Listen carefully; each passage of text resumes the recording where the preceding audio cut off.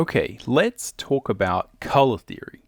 Now, there are many elements to color theory. There's many things that can go wrong when we try to use color in our images, and there are also many things we can do which are simple solutions that will help engage the eye in a positive way and help us create good images.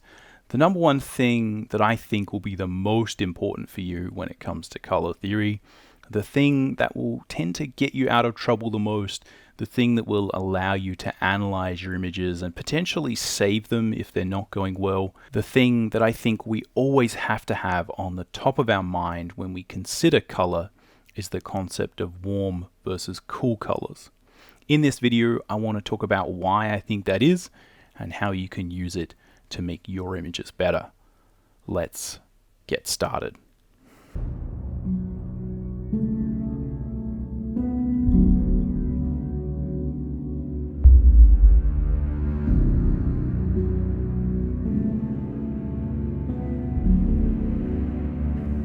Alright, my name's Tim Mcburnie and I've been a professional artist for 20 years and a professional drawing teacher for 10 years. And I'm here to help you draw cool stuff from your imagination, to embrace the challenge of drawing, and to master the craft of line and color illustration. Now, for me, color theory, or the use of color, is one of the things that personally has been somewhat intuitive. And my general thesis on art education, especially when it comes to self-education, where we're trying to learn, by ourselves on our own for the most part, is that if it isn't broken, don't fix it. If something you're doing is naturally working, if you've got a natural affinity for something, don't worry too much about the theory that surrounds that particular area. Theory is there to help us when we fall down. It's there to troubleshoot things. It's there to solve problems. Just quickly, if you're interested on my take on illustration and how to improve things like composition and getting more detail and polish in your work, check out my free illustration mini workshop. The link will be in the description. When I was learning art, I studied as much as I could. The only formal education I have past high school is a graphic design degree, and I really only finished a small portion of it. I quit because I knew that I needed to pursue learning art and drawing because I wanted to draw comics and stuff for video games. I needed to do that on my own. It's the only real way I could do it based on where I was. Overall, that education didn't really help me draw better, but it did actually expose me to a lot of these ideas, a lot of the typical color theory that you would see out there. Things like complementary colors, contrasting colors, tertiary color schemes, split tertiary color schemes, etc., etc. I bought books on color theory and, also those little books with a range of swatches that sort of, give you page after page of different color ideas and stuff. Predefined color schemes that were, approved by the color theory gods, as it were. It's possible that some of this did rub off on me and really help me, but either way, I ended up just having a fairly intuitive process for picking colors and a fairly intuitive sense of color overall. People tended to notice this about my work and want me to color things. At one point, I actually was strongly considering and tried to pursue a career as a comic book colorist because, again, work and potential options were limited for me, and that did seem like one of the things I could actually do really early on. So when it comes to teaching color, I'm often at a bit of a loss because the decisions that I make are not really based on a lot of me thinking about theory as I do them. Now, I guess there's two sides to that, and I think it's worth unpacking this concept for you. The first is that even though I don't or didn't learn color theory in a conscious manner, I kind of just sort of picked it up on my own by osmosis. I do actually understand why a lot of the decisions that I'm making work, and when I look at a lot of the basic decisions I was making very early on, they were very simple combinations of contrasting or complementary colors, and I was doing a lot of sensible things right, like keeping it simple. The other side of that coin is that I think this idea is in fact how most theory in art works. What we're really doing when we talk about theory and ideas and rules is we're trying to theorize why certain things that have already been created work. And that's very similar to how I think about it. When I'm doing it, I'm not really thinking of the theory, but in many cases we can look at the theory and I can say, hey, that is why this thing that I'm doing naturally works. The trick when it comes to theory and something as amorphous or mysterious and intuitive and subjective as art is how do you actually apply that theory? When do you think about color theory? When do you apply it? How do you apply it? The art game is not a knowledge game. It's an implementation and practice game. And one of the best concepts that I feel encompasses this idea is the concept that's in the first section of the Tao Te Ching by Lao Tzu. It says that the Tao that can be spoken is not the true Tao. The way that can be spoken is not the true way. And while that may sound sort of spooky and mysterious to some, to a certain degree, I think what we're trying to achieve really relates to that concept of the unspoken. A lot of these theories and ideas that we're trying to get to don't really fit well within the language. A lot of these concepts we deal with directly with art. The words are never going to represent the whole truth. They're going to try, and systemizing and looking at the science or what science we can when it comes to color, and a lot of the evidence that we can find for why things work is useful, right? All of that is useful. But at its core, many of the things that are working are subliminal, and they're subliminal for a reason. And certainly when you look at not just the ideas, but how we implement them, those things are very tricky to talk about and, really apply logic in a way that's going to allow you to come up with an amazing masterpiece. Another element to this, and another thing that I think is really critical if you're considering any rules with art, is that color theory and other artistic theories won't necessarily help you make the most amazing image. These rules are very good at stopping you from making really, really silly mistakes. They're good at stopping you from making bad art, but they're just not really good at getting you or guiding you towards making something truly amazing that transcends language and conscious thought. They're there to help us when we fall down, when we feel a little bit lost, or if we're not really sure why something is not working. We can move from the natural intuitive creation process to a more analytical conscious mode. And when we are thinking about that, it's good to have these theories to help us sort through the problems and look for a solution for our image. Okay, so with that said, what can we actually learn from color theory? I think there's a lot of this color theory out there, and a lot of it has been created for painting, and some of it has been formalized and used for other disciplines such as graphic design. As I said, the way that you will rely on and access this theory is going to change depending on what you're doing. A big part of the traditional color theory, where you're dealing with mixing paints, is based around real paint, and it's important to separate some of those elements from the core theory that we might actually be able to use for sort of digital art or something like coloring things like line drawing. For instance, the way that you might think about coloring a line and color illustration is a little bit more of a mix between the ideas that we use when we're painting and a lot of the ideas that we might use when we're dealing with graphic design. Line in a color illustration will hold a lot of the form and the information. And that will hold the image together in a way that allows you to use color in a slightly more abstract way than if you were trying to paint something in a representational manner. So again, context is everything. Understanding what you're doing is really important because that will give you information about how to access these theories. So why is warm and cool such an important aspect of color theory and picture making? There's a few different ways and reasons, so let's jump into this. To begin with, let's understand what the concept means. What is the idea of warm and cool about? The eye perceives contrast. The way that we understand a lot of the visual information that's coming at us is through understanding contrast. This can be contrast between something that's light and something that's dark. It can be the contrast between one object and another object, and it can be between an object that is one color and a background that is a different color. The contrast we're looking at here is between whether something is warm or cool. The eye will pick up on this contrast and you can use it to differentiate and help you organize the image. Now, within that, there's a few different concepts that we're kind of bundling up to one big idea of warm and cool. And again, this just allows us to look at a few things in a very simple way. At its core, what we're trying to do is separate one thing from another thing using color. The first concept here is that the actual hue of a color, you can think about that as which tube of bright paint are you picking. Some of those tubes of paint could be considered to be warm colors and some could be considered to be cool colors. For instance, blue is considered to be a cool color, whereas red is considered to be a warm color.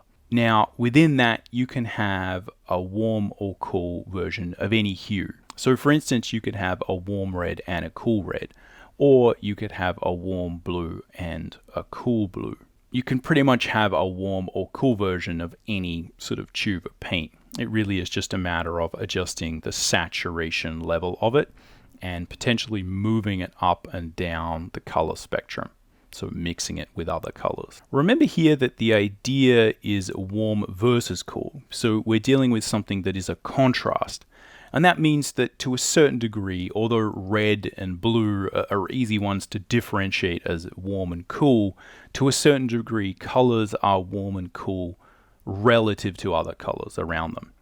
So red could be warmer or cooler than another red. What we're really considering is the contrast between them. And again, that's why it's important to understand that the eye is perceiving contrast at a foundational level. That's what makes everything function. So it's these differences in temperature that allow us to lead the eye through the page, because the eye and the viewer's mind is going to see the difference in temperature between two colors, and that contrast is something that we're going to control as an artist. Now, it's important to understand how the eye can be controlled with color. As a general rule, warm colors are going to come forward and cool colors are going to recede. This means that our eye is essentially going to be drawn to the things which are warmer on the page. The eye notices and is drawn to warm colors more than cool colors. Now, on top of this is the idea that people are kind of drawn to the feeling of warmth from an emotional standpoint. Warm colors tend to have more appeal and people tend to sort of like them more. Now, why this is could be speculated upon, and from an evolutionary psychology point of view, it could be that we appreciate the warmth of the sunlight and the warmth of the firelight, and that we're drawn to those things more from an emotional standpoint. There's also a lot of evidence that specific colors, as well as this idea of warmth, will affect us very strongly. The receptors in our eyes which perceive the reds, for instance, are quite tightly grouped, and this means that the way that your eye sort of perceives those red colors is quite sort of a strong and sharp response. We can speculate that potentially humans have evolved to perceive those red colors as danger signals, because red can be seen as blood or it could be fire, and that other animals have used these red signals to say, hey, this is dangerous or we're dangerous. And it's true that a lot of animals which are potentially poisonous or dangerous use these red accents to tell us not to eat them or touch them. There's also a lot to be said about humans evolving to spot fruit in trees and other small little details like that, which are going to help us survive. Either way, the point is that it's very well established particular colors have an emotional quality. Where the warm and cool affects us in this way is that we like warm things, and while we like cool things as well, they don't have quite the same emotional response from us. That all sounds great, and the danger of all this science, as I often say, is that the theory makes us feel potentially smarter than we actually are. Remember, we're doing art, and we actually need to think about what do we do to use this information. It's good to break a lot of this information down into a warm and cool gradient, because no matter what type of image we're creating, unless it's actually pure black and white with absolutely no color, we're going to have the ability to have warm and cool contrasts in there. Even if you have a sepia image, right, a red and brown image that's mostly made up of reds and browns and yellows, there are going to be lots of opportunities for you to have cool reds and cool browns versus warm reds and warm browns in there. Often it is exactly this interplay between warm and cool with simple grays and browns that will create a seeming multitude of colors and vibrancy from mud. Alright, so how do you actually apply this? One simple takeaway is that if you make the focus of your image warm relative to the rest of your image, that will be a very simple, effective plan. On the flip side of that, if you are trying to make the focus of your image a lot cooler than the rest of your image, understand that that is a tricky thing to pull off. It's not a simple, reliable plan. The same idea functions from a depth perspective.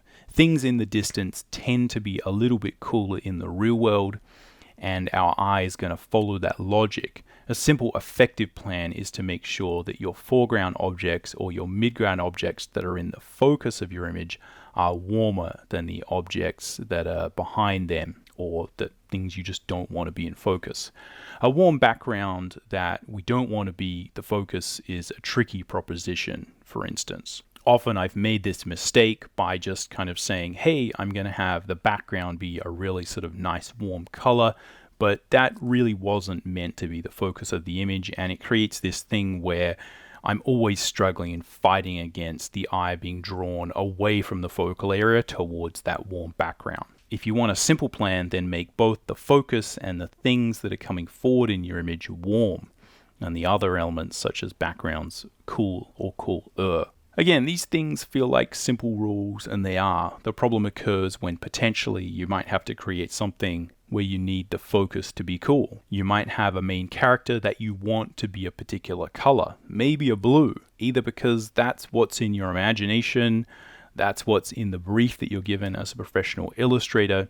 It just needs to be a particular color, right? Maybe the person has blue skin, they've got blue clothes, and it's no questions, no ifs, no buts. Or on the flip side of that, as I said, you might potentially be tasked with making a really warm or red or yellow background, even though, it's specified that that's not actually what we want to be looking at. In these instances, the goal is really to implement other factors which can make something feel warmer or cooler than the colors surrounding it. Or we can use other elements which can control focus to help compensate. We could put more contrast into the focal area, for instance, just from a detail point of view. We could then lose details in those areas which, although might be warm, we want to hide from the eye. You could also use the fact that the eye is drawn towards bright light things to make the warm areas potentially darker so that they don't feel as bright or as in focus. Or you could simply play with relative color adjustments and make sure that the saturation of your non-focal areas is lower than the saturation of your main character. So even though you might have a character that needs to be blue and cool, you can still make the surrounding colors feel as if they are cooler, because again, a blue can be warm and a blue can be cool. In all these instances, it's important to note that we use warm and cool color theory selectively to solve simple problems. How we do this depends on the specific image we're creating. It's always a response to what's actually going on, what our intent is as we go into the image, and what we're trying to do. The reason that the warm and cool idea is a powerful tool is because it simplifies a lot of the choices and makes it easy to both spot where you might be making life hard for yourself, and it gives you a few options to try and adjust the image.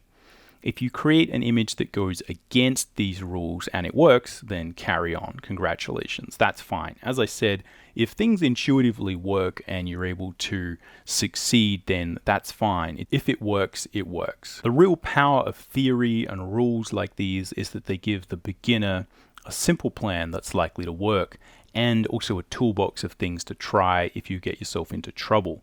Or if you get given a brief or come up with an idea by yourself, which is cutting against the grain of what is a well-trodden, reliable path to a good image. The last thing here which is worth talking about is the contrast between light and shadow. This is obviously an existing contrast. One side of a form or a thing is light and the other might be dark due to the lighting scenario. But we can also enhance this contrast by making our shadows versus light different temperatures as well. And in this case, again, a good simple plan is to make this a global decision based on the lighting in your image. If you keep all your shadows warm and all your lights cool or vice versa, this will be a simple plan that normally works. The reason for this inherent contrast is based on the real world, and it comes down to the visual contrast we see between light and dark, depending on the ambient light in the scene versus the temperature of the actual light. The ambient light can be thought of as just what the lighting scenario would be when you're in the shadow. So you might be under a tree, you're not being lit by the light, yet you are still lit because outside there's a lot of ambient light. And even though you're in the shadow, we can still see detail because there is that ambient light, and that there will be a temperature in general of all of those things which are in shadow. It's worth noting that in most cases where you have a simple warm-cool contrast where, potentially the shadows are cool in an outdoor environment versus the lights being warm, it's not because the sun is warm. It is warm, but it's not that warm. It's because the shadows are often filled in by reflected light from the sky, which is cool or blue. And again, often these contrasting shadows versus lights will enhance the feeling that the light is warm and that the shadow is blue. Again, these situations will vary and depend on exactly what your actual lighting scenario is. Studying the real world or good paintings will give you a lot of insight. The simple takeaway is that you should choose to oppose your lights with a contrasting temperature in your shadows. This will give you a simple plan that is likely to work. Warm colors come forward, and we often want to see the light come forward too. So making your lights warm is a very simple, effective plan, although there are many, many great images that are made with cool lights and warm shadows, obviously. The key to all of this is to simply look at the world and look at your favorite artists and images and see how they're applying this very simple idea. You get the most insight from studying these theories, understanding these simple rules and plans which do work, and then seeing if and how other people that you really admire are using them in their work. You gain a lot of insight into how you might actually use a similar idea in your work, because your styles and your approach will hopefully be aligned. If you want to try cutting against the grain at any point, or you imagine an image which isn't a simple plan, then just realize you're taking on that burden. There might be some thinking you need to do early on, and if you get into trouble, at least knowing you're attempting something difficult can actually be a big load off your mind. It can just be stressful if stuff starts going wrong and you don't know why, and it just kind of feels like, oh, this image just isn't working. If you know that you're cutting against that grain and you're trying to do something difficult, then at least you'll understand that maybe this is something that just really needs a deft hand. It really needs subtlety. And if you can then apply that, it might give you the patience to go through and really try and figure that out, as opposed to getting frustrated and throwing out the image. If you're attempting to create an image which has an inherent set of colors in it already, such as a snow or a forest scene, look at how other people have approached similar scenes. If you can break it down into simple ideas such as warm and cool, it's a lot easier to extract the information and use it in your work. And lastly, if you're looking at an image in progress and it's not working, do a simple check and see if you're doing something difficult that goes against the natural laws of how warm and cool affect the eye. You can then adjust the image so that it does fit a simple, reliable plan. Most critical mistakes in my experience happen when I'm actually trying to do something quite tricky, but I don't know it. It hasn't just occurred to me that I'm trying to cut against those grains, and so when things start to get tricky, it can be very frustrating because I'm just not aware that I'm trying to do something tricky. One of the things that tends to separate the professional artist from the beginner or the aspiring artist is that an experienced hand will tend to imagine images and ideas which fit well into a simple and effective plan, and they'll spot simple mistakes early on. If you get the basics right, it should allow you to create simple images which work. That's normally how this stuff functions. And once you can reliably create nice color schemes, you can then step off the beaten path a bit, knowing that you can step back on without getting lost. It's not about learning or breaking rules. There are no rules. There is just well-charted space, well-charted territory. And it's good to know it like the back of your hand so you can get back there if you need. Because while it's fun to sail unknown seas of imagination and possibility, it's no fun drowning. All right, that's all I've got. Hopefully that has been interesting and entertaining. Let me know which artist is your favorite based on their use of color. Maybe put a comment down and share it with the rest of us here so that we can check out some really cool color work. And hopefully that'll allow us all to get better and learn together. Happy drawing. Catch you later.